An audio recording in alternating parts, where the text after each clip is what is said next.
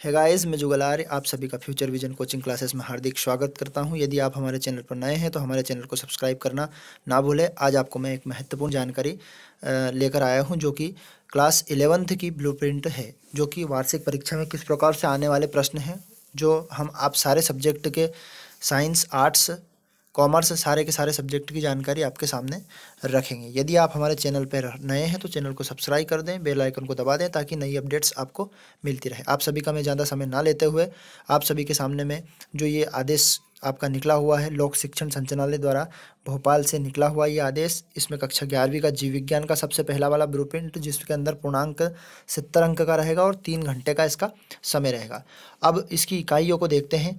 तो पहली वाली इकाई, जो फर्स्ट इकाई इसमें दी हुई है, जीव जगत में विविधताएं। तो जीव जगत में विविधताएं में अध्याय आपका दिया है तीसरा, वनस्पति जगत, आवृत्त, बीजी, वर्गीय, वर्ग एवं लक्षण तथा उदाहरण सहित समझाइए। तो ये टोटल जो इकाई रहेगी आपकी इकाई 1। इस इकाई 1 के अंदर से कुल अंक आएंगे आपके 12, जिसमें से 3 अंक का मतलब 1 अंक के जो प्रश्न रहेंगे ऑब्जेक्टिवली प्रश्न, वो 3 रहेंगे।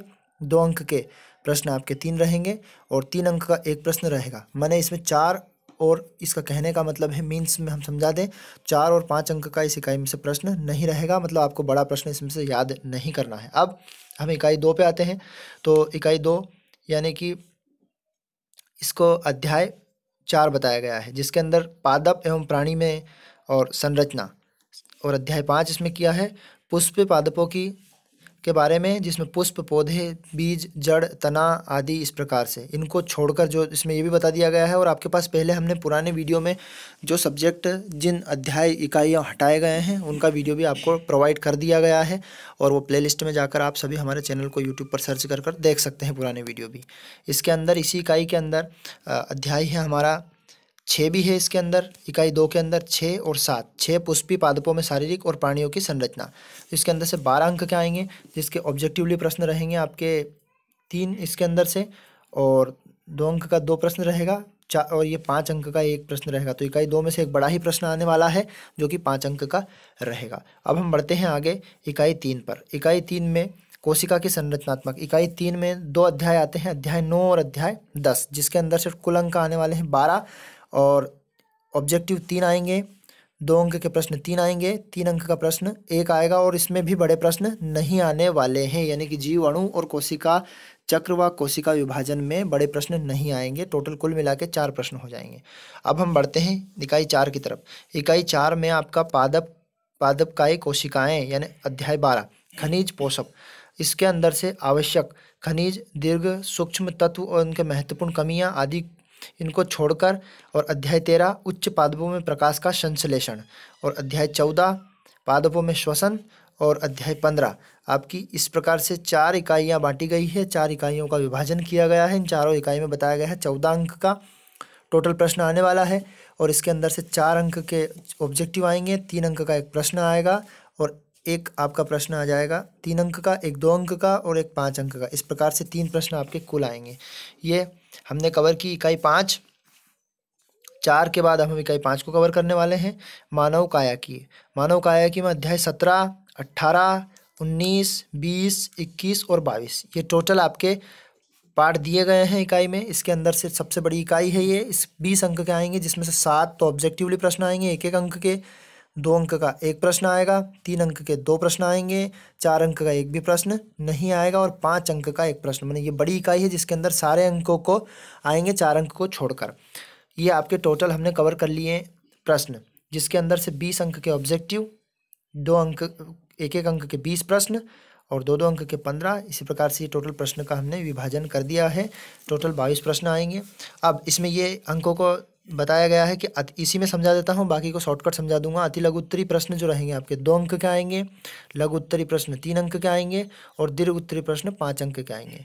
वस्तुनिष्ठ प्रश्न को सभी आंतरिक विकल्पों का प्रावधान रहेगा, और यहाँ पर हम देखते हैं कठिनाई का स्तर, तो 50% तो सरल, सबसे ज़्यादा मात्रा में सरल प्रश्न आएंगे, फिर 40 सामान्य सरल कह सकते हैं 3 अंक के प्रश्न, और 10% हैं वो 5 अंक के या 4 अंक के थोड़े से जटिल जो बड़े प्रश्न रहते हैं।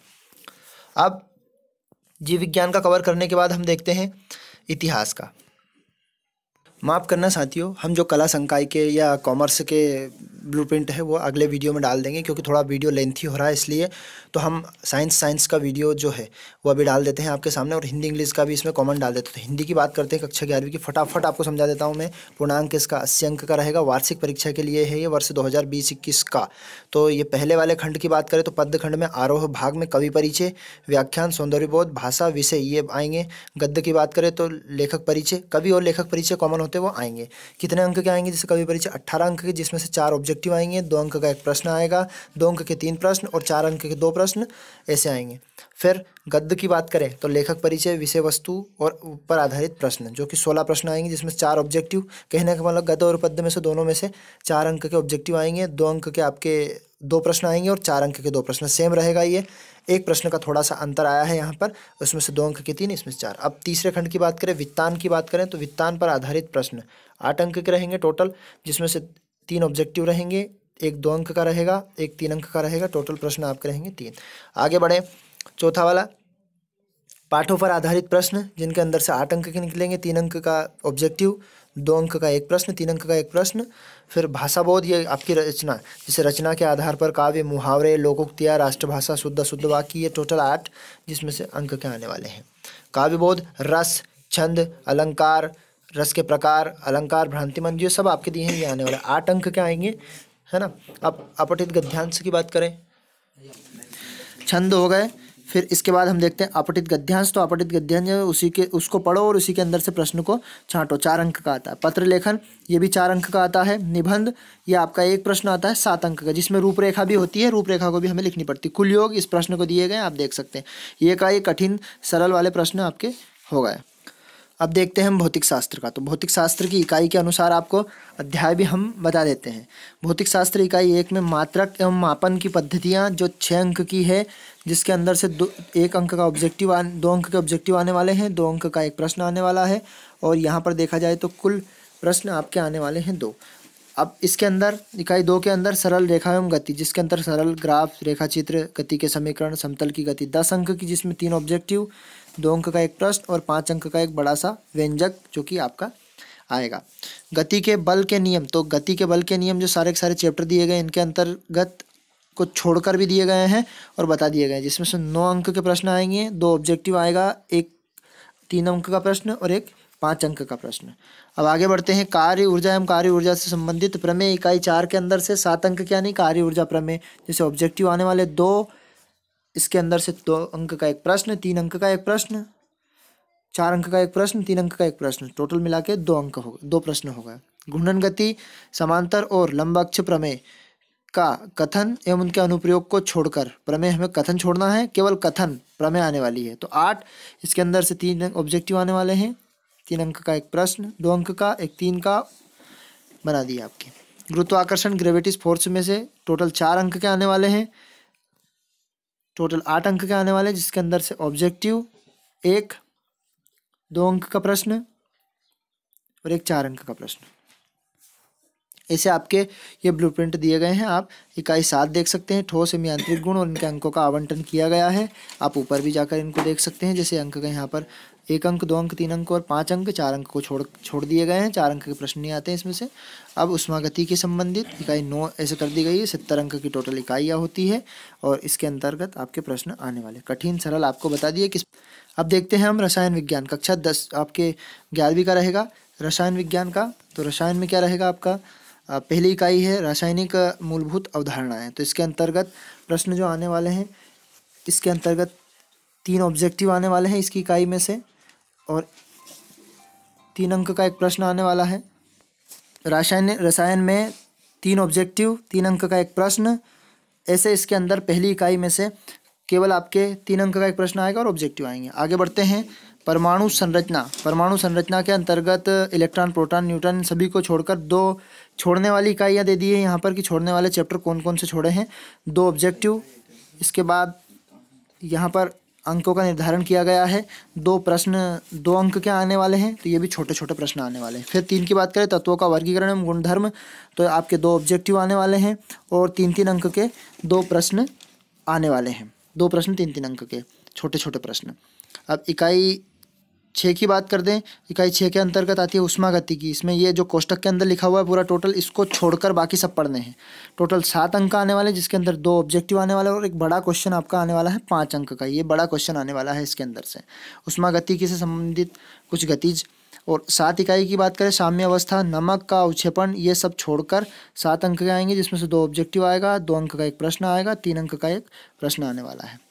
अब इकाई 9 की बात करते हैं, हाइड्रोजन। हाइड्रोजन के अंतर्गत से 2-2 नंबर के 2 प्रश्न आने वाले हैं, टोटल 4 अंक हो जाएंगे। अब एस ब्लॉक के तत्व की बात करें, एस ब्लॉक के तत्व में कुछ महत्वपूर्ण यौगिक विधियां, सोडियम गुणधर्म, कैल्शियम, इनको छोड़कर 6 अंक के टोटल आने वाले हैं, जिससे 2 ऑब्जेक्टिव आएंगे, 2-2 अंक के 2 प्रश्न आएंगे, कुल मिला के से 6 अंक हो गए।